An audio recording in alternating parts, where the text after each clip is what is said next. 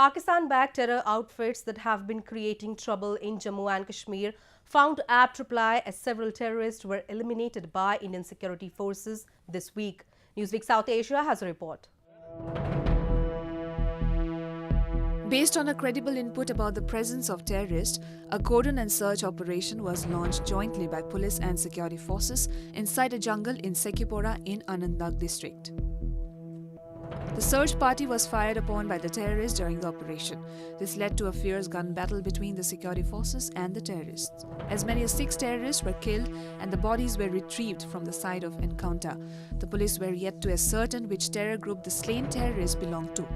Police also managed to recover huge quantity of arms and ammunition from the site of encounter and have launched an investigation into the matter. Gratifying is the successes or indeed the operations out here seem to signify that a lot of domestic intelligence is also coming through.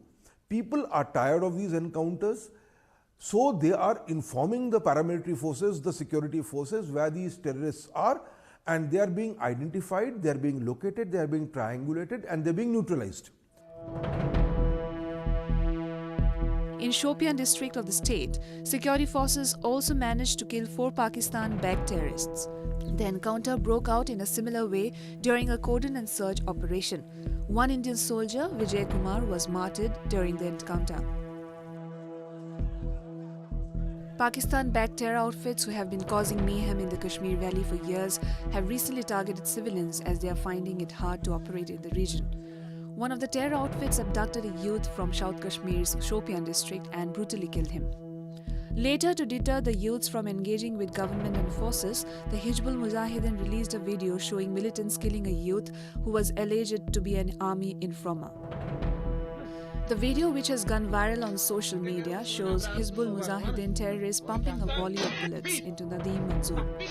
Hizbul Mujahideen commander Riaz Naiku, in an audio message released along with the video, defended Manzoor's killing, saying he was an informer of the army.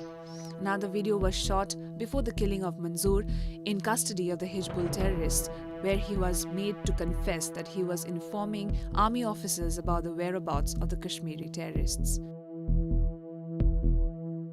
What has happened, support from the people for at least terrorist activities is extremely limited. And therefore, one method of trying to drum up that particular support is by inducing fear into the minds and into the hearts of the people. So what you do, you kill people openly and then you make a record of it and then you broadcast it on social media, trying to give the message that look, this is what we are and anybody who goes against us will pay the consequence. There have been a series of encounters between Indian security forces and Pakistan-backed terrorists in Kashmir recently. Earlier this month, 2 militants were gunned down in Pulwama region of the province.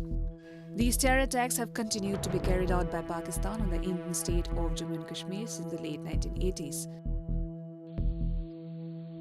Pakistan, a country ruled by fundamentalism and terrorism, remains engrossed in activities that do not have any place in the modern world. Such an environment does not regard democracy as a means to serve people. In the past 3 decades, it has continued to sponsor an infiltration in the Kashmir Valley in hopes of brainwashing and provoking locals to turn against India. With passage of time, locals have understood the true face of Pakistan and have turned against the malicious plot against the Kashmiris.